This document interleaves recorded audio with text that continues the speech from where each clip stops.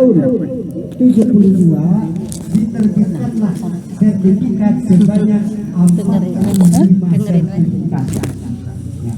Diredis dulu bahasa orang Melayu. Maka di sini dimohon pada waktu itu 2,2 hektar. Maka ada tanah sisa 6,9 dikurangi 2,2 hektar. Berarti yang dikenal di Tanah Dago ini ada tanah sisa 4,7 hektar. Perlu dicatat. Disinilah terjadi konflik kepentingan, ya, bahwa pada sejak tahun 72 ini dikuasai secara fisik sebagian oleh pemerintah daerah, kalau sekarang Kota Madia Bandung. Bahwa ini dikenal, memang diketahui, ya, bahwa tanah ini adalah dianggap sebagai aset Kota Bandung pada saat itu. Tapi saya pada saat itu kebetulan mengetahui, mempelajari dan lain sebagainya, ya, gitu, bahwa di BPN hingga hari ini pun bahwa ini tanah 4,7 masih belum jadi aset Pemkot. Nah, ini permasalahan, ya, sehingga terjadilah konflik kepentingan. Maka saya, adapun keterkaitan dengan apa nama Pak Didi Koswara, ya, ini bukan pendapat, ini aturan yang melekat di dalamnya, bahwa tahun 1967 sebelum adanya, kalau toh ada, ya, dari yayasan sebagai pengelola pada saat itu di Pemkot, berarti harus ada dompetnya, ya. Tetapi kenyataannya tidak ada.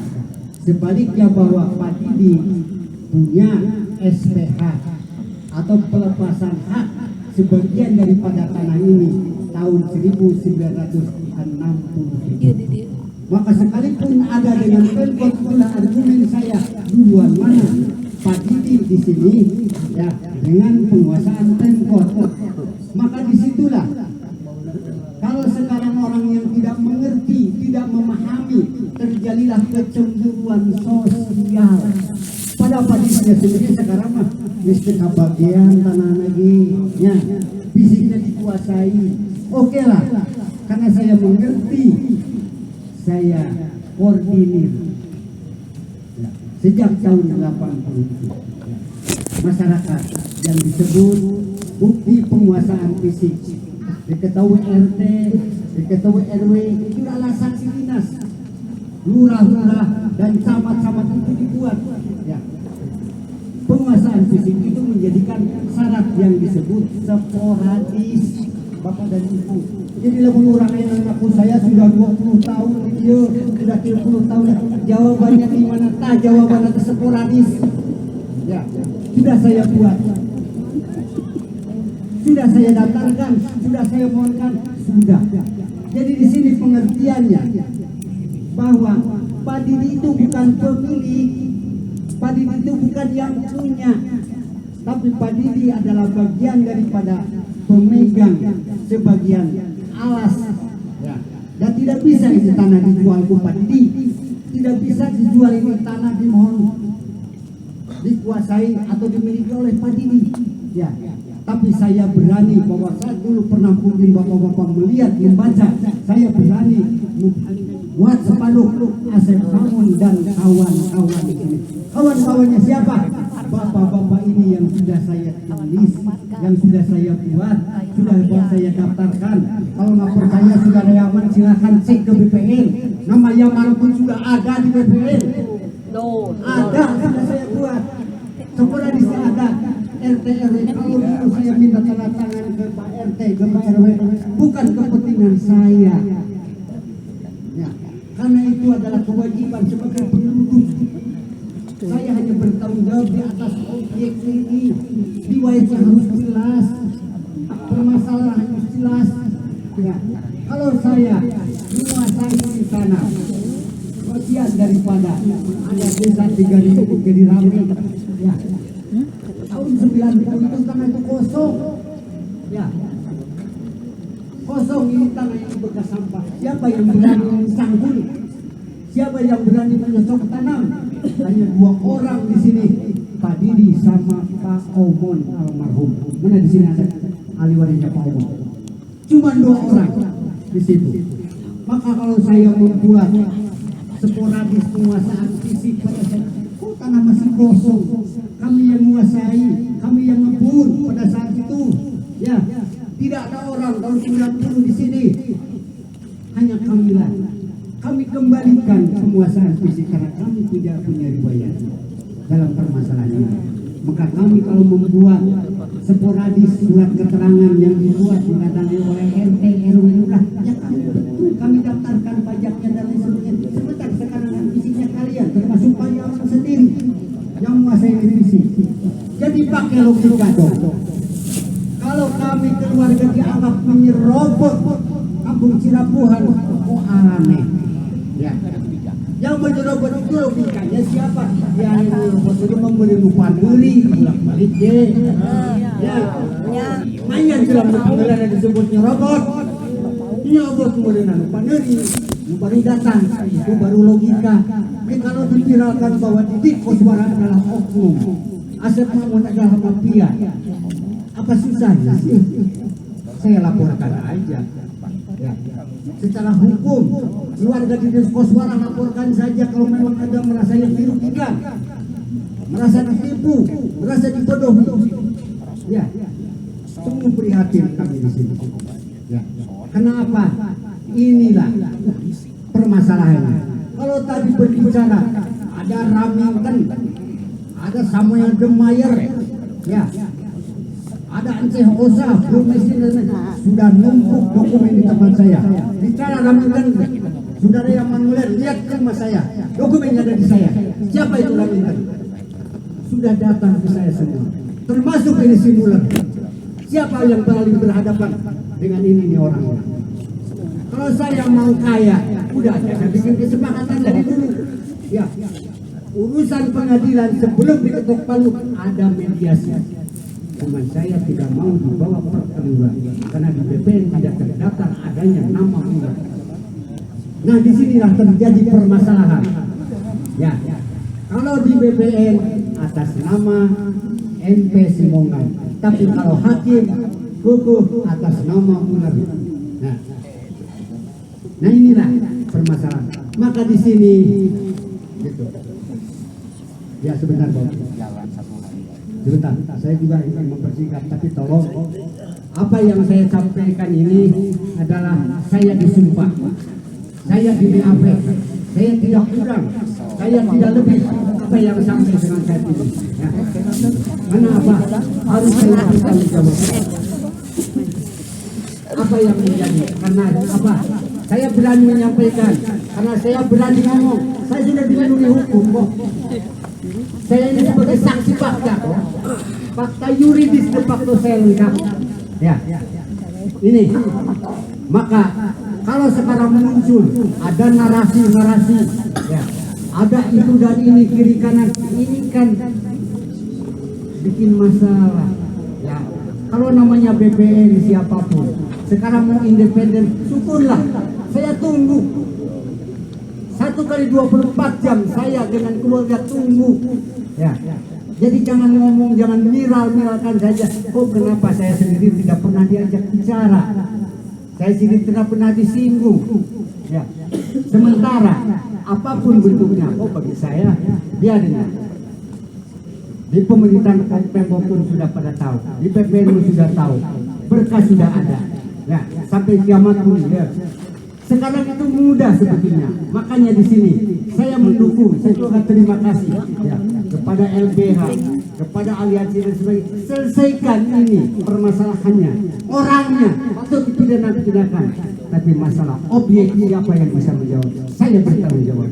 Bahwa tanah di Dago ini sebetulnya tidak sengketa, tapi disengketakan.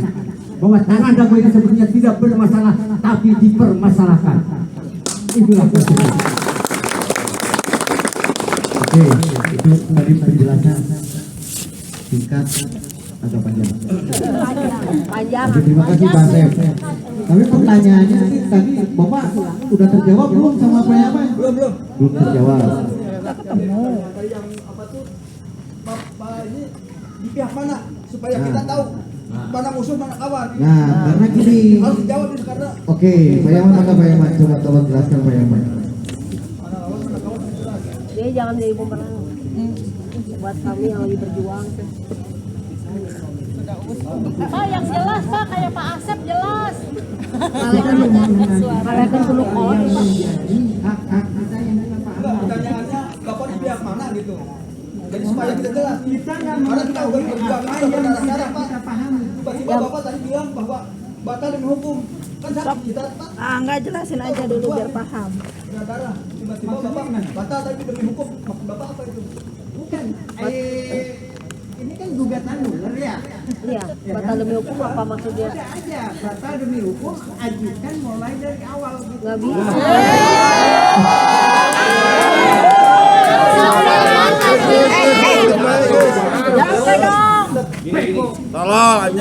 Jangan dong. Ya perjuangan ada udah 9 tahun. 2016. Membatalkan demi hukum. Capek gas tenaga air Kalau mata Pak. argumentasi dari Dago melawan, 2016 kurang tigian teh. Gampang. apa ya? Ini deh, bapak-bapak, ibu-ibu, nanti perkembangan pertanyaan, karena mungkin Pak Yaman juga tidak punya dasar juga untuk menerangkan, tidak punya pengetahuan juga yang lebih soal Tapi tolong hukum. bakor-bakor. Jadi ini mungkin penjelasan dari Forum Dago Melawan. Pak Yaman tolong simak apa aja sih Kan di IG.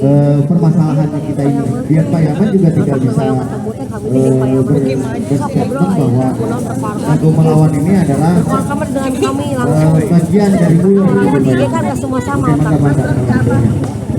Pak nyabok. Dokter. Jangan main fisik ya. Nggak boleh gitu. Assalamualaikum warahmatullahi wabarakatuh. Oh ya nanti Salam sejahtera untuk kita semua, para warga, khususnya di RW 7, RW 1 dan juga warga-warga di RW 02 yang bisa hadir malam hari ini. Yang tentu saja pertemuan malam hari ini bukan berdasarkan atas perdebatan terpisah. Justru kami ingin adanya kesatuan dari keseluruhan warga, karena kami tidak ingin ada informasi yang seharusnya A menjadi A ini malah A menjadi Z, itu kan sangat jauh. Maka dari itu syukur alhamdulillah sebetulnya malam hari ini bisa tercipta ada satu pertemuan kita ngobrol bersama. Ini pun jujur bukan atas dasar pertikaian, kebencian, aduh dan lain sebagainya. Melainkan memang kita pun sudah melihat hal itu sudah jauh-jauh hari, kita pun berupaya untuk menahan supaya memang secara perjalanan langkah-langkah perjuangan ini bisa fokus ditempuh. Namun belakangan ini khususnya ketika ada salah satu media independen yang kemudian media tersebut memang secara konkretnya mereka seringkali mengadakan investasi senyap atau secara diam-diam untuk nantinya mereka beritakan, mencari fakta-fakta tertentu kemudian mereka beritakan seperti itu. Nah, tempo hari mungkin ada dari beberapa Pak RT, satu kemudian Mas Oki, selaku koordinator dan beberapa warga yang lain mendatangi rumah Pak Yaman dikarenakan drone yang terbang di sekitaran Terminal Dago sampai ke Cilabuan itu diterbangkan dan mendarat di rumah Pak Yaman. Akhirnya kita coba untuk klarifikasi ke media dan juga media pun akhirnya mengambil apa yang memang mereka bisa ambil dan mereka bisa beritakan. Kami pun tidak pernah untuk ada satu kata pun melarang ataupun menggiring opini media. Jangan Pak Yaman atau jangan warga di RT 07 misalkan. Tidak pernah sama sekali kita berbicara seperti itu. Tetapi kami hanya menyodorkan fakta-fakta yang memang apa yang mereka pertanyakan. yang akhirnya dua kesempatan di media tersebut yang diangkat sudah 2 kali episode, yang kemudian di episode kedua syukur alhamdulillah sebetulnya view ataupun animo publik yang menonton itu sudah lebih dari 30.000 orang yang menonton kasus Daguelos. Yang kami sayangkan adalah ada komen-komen tertentu di media tersebut yang punya kecenderungan akan menggiring opini publik, oh ada masalah di internalnya perjuangan warga. Ini yang akhirnya kami sesali. Kami sangat-sangat menyayangkan kalau misalkan permasalahan tersebut akhirnya jadi menggiring opini publik bahwa seperti yang tadi diperdebatkan. Sehingga jangan sampai publik itu menyangka, oh ternyata di dalamnya sendiri pun nggak beres. Di dalamnya sendiri pun ada yang tuduh menuduh, ada mafia dengan mafia yang saling berkokok dan lain sebagainya. Padahal hal ini jujur kami dari Forum Dagung Lawan itu mungkin bukan sekali 2 kali kami berbicara dengan Pak Asep Makmun, dengan keluarga dari almarhum Pak Didi Koswara. Karena tendensinya ini mengarah pada tendensi personal. Tapi dari beliau-beliaunya juga menahan. Ya kalaupun perlu kenapa mereka atau Pak Yaman tidak mengunjungi rumah Pak Asep Makmun, mengunjungi keluarga Pak Didi Koswara secara langsung dan lain sebagainya. Makanya kita memang ketika itu tidak bereaksi seperti halnya hari ini. Oleh karena itu kami ingin memang kejelasan dengan apa yang memang tadi Pak Yaman jelaskan secara panjang lebar. Mohon maaf kalau bagi saya memang secara pribadi saya juga bingung banget ya. Ini teh arahnya kemana? Kalau memperjuangkan masyarakat ada yang mana? Kan jadi kemana-mana. Padahal apa yang kami perjuangkan sederhana. Kenapa kami sederhana? Karena kami tahu bahwa ini permasalahan sangat kompleks. Kalau kita mengikuti kompleksitas permasalahannya, ini nggak akan berujung kemana-mana. Tapi kita coba untuk sederhanakan, kerucutkan dari satu perlawanan hukum ketika itu. Kita tidak menjual masalah, kita beli masalah. Karena mereka yang menjual dari pihak-pihak mafia tanah yang menjual masalahnya ketika mereka mau untuk menggugat warga secara acak. Gugatan itu secara acak. Sekarang saya pengen tahu dulu, di Indonesia di warga